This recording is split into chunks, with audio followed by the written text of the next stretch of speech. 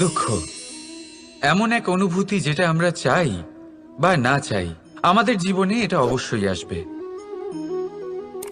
আমাদের মনকে বিব্রত করে তুলবে, আমাদের মনকে বিচলিত করে তুলবে।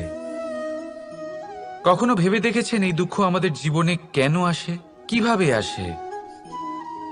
যদি আপনি মন দিয়ে চিন্তা করেন তাহলে আপনি বুঝতে পারবেন যে এই দুঃখের অনুভূতি পরিস্থিতির থেকে বেশি মানসিকতার থেকে বেশি আশেপাশের লোকজনের সাথে জড়িয়ে। কারণ আশেপাশের লোকজনেরাই আপনার জন্য পরিস্থিতি তৈরি করেন, যা ভালোও হতে পারে আবার খারাপও। আপনার আশেপাশের লোকজনেরাই আপনার মানসিকতাকে প্রভাবিত করে, হয় তাকে ভালো করে অথবা খারাপ করে।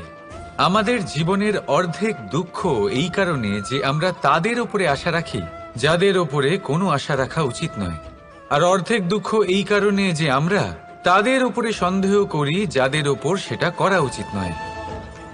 তাৎপর্য এটাই যে মানুষকে চেনার চেষ্টা করতে থাকুন। যেদিন আপনি এটা বুঝে যাবেন যে কে সুজন আর কে দুর্জন, সেই দিন এই দুঃখ আপনার জীবন থেকে দূরে কোথাও চলে যাবে। রাধা রাধা। কিছুদিন আগে আমরা কথা বলেছিলাম যে আমাদেরকে নিজেদের বিবেকের সাহায্যে সুজন আর দুর্জনকে চিনতে শিখতে হবে। কিন্তু কিভাবে চিনব? কি গুণ থাকে তাদের? সুজন কি সে যে আস্তিক হয়, যে ঈশ্বরকে বিশ্বাস করেন, যে তাকে ভয় পান? নাকি দুর্জন সে যে ঈশ্বরকে বিশ্বাস করেন না, তাকে ভয় পান না, শুধুমাত্র নিজের কাজ করে যান?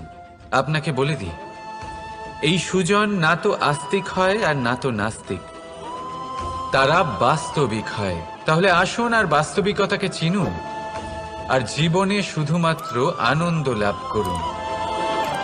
আর আমার সাথে ভালোবেসে বলুন রাধা রাধা। কখনো আপনি কোনো কুমোরকে দেখেছেন যারা মাটির পাত্র বানায়? প্রথমে সে ভিজে মাটি মাখে, তারপর তাকে গড়ে, তারপর তাকে চাকায় দিয়ে সঠিক আকার দেয়। যদি আকার ঠিক না হয় তা তক্ষুনি ঠিক করে দেয়, কারণ সে এটা জানে যে একবার এটা আগুনের তাপে দিয়ে দিলে, একবার এটা শুকিয়ে গেলে তারপরে এর আকার কখনোই বদলানো যায় না। এখানে লুকিয়ে আছে একটা শিক্ষা, সমস্ত মাতা পিতার জন্য একটা শিক্ষা। মাতা পিতাও তো এরকমই হন, তাদের নিজেদের সন্তানকে সঠিক সময় মতো শ্রেষ্ঠ শিক্ষা দেওয়া উচিত। মাতা পিতা যেন কখনো তাদের বিধাতা না হতে চান, কিন্তু প্রতিটা মুহূর্তে সবসময় চেষ্টা করুন তাদের সঠিক পথ দেখানো, কখনো কোমলতা দিয়ে, কখনো ভালোবাসা দিয়ে, আর কখনো কঠোর হয়ে। তার জীবনকে, তার ব্যক্তিত্বকে আকার দেওয়ার চেষ্টা করুন।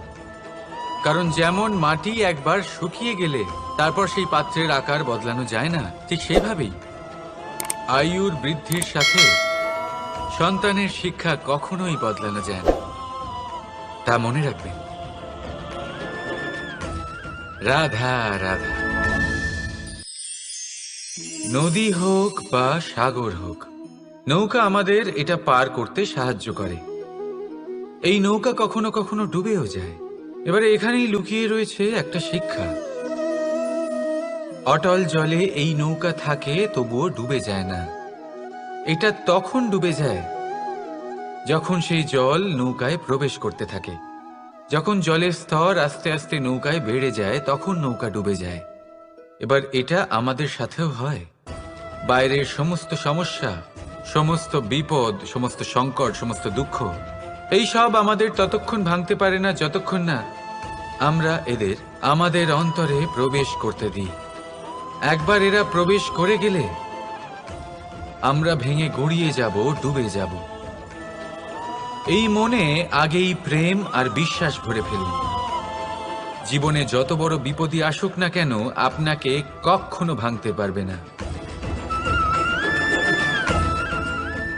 রাধা রাধা। হাতের কত রকম রূপ হয়। কিছু স্নেহের সাথে আপনাকে স্পর্শ করে, তো কিছু প্রহার হিসেবে বর্ষিত হয়। কিছু বন্ধুত্বের নামে আপনার দিকে অগ্রসর হয়, তো কিছু শত্রুতার দিকে আপনাকে টেনে নিয়ে যায়। কিন্তু কখনো ভেবে দেখেছেন যে কোন হাত বেশি মূল্যবান। যখন আপনি সফল, যখন আপনি ভালো কাজ করেন, তখন কিছু হাত আপনার জন্য করতালি দেয়, আর কিছু হাত এমন হয় যা আপনার কাঁধ স্পর্শ করে যখন আপনি জীবনে সব থেকে অসফল হন, যখন আপনি ভেঙে পড়েন। তাই করতালি দেওয়া সেই হাত, আপনার প্রশংসা করা সেই হাত, তার থেকে অনেক বেশি দামি সেই হাত যা আপনাকে তখন আশ্বস্ত করে যখন আপনি এমন সময় কাটাচ্ছেন যা আমরা কেউ কাটাতে চাই না। সেটা আপনার সম্বল হয়ে ওঠে, আর এই সম্বলই আপনাকে জীবন অতিবাহিত করার শক্তি প্রদান করে। তাই একে অপরের সম্বল হয়ে থাকবেন, জীবনে সব সময় ভালো থাকবেন। রাধা রাধা। মানুষ, প্রত্যেক মানুষ কাউকে ভালোবাসে, কাউকে ঘৃণা করে, কাউকে সম্মান করে, আবার কাউকে তিরস্কারও করে। মানুষ সবকিছু হতে পারে, সুস্থও হতে পারে, রোগীও হতে পারে, ধনীও হতে পারে, নির্ধনও হতে পারে, বন্ধুও হতে পারে, আবার শত্রুও হতে পারে। যদি কিছু না হতে পারে তা হলো অস্পৃশ্য, অচ্ছুত, ভগবানের কাছে সব থেকে বড় পাপ। এই যে মানব শরীর, তা ঈশ্বর প্রদত্ত, তা তার মন্দির। প্রত্যেক শরীরে ব্রহ্মদেব বাস করেন। তাই শরীরের অপমান করা, সেটা ছোঁয়া থেকে দূরে থাকা, এটা কখনো করবেন না। এই জীবনে ছুত অছুত কখনো বিচার করবেন না। পরমেশ্বর যা দিয়েছেন তার সম্মান করতে শিখুন। আর আসুন আমার সাথে ভালোবেসে বলুন, রাধা রাধা।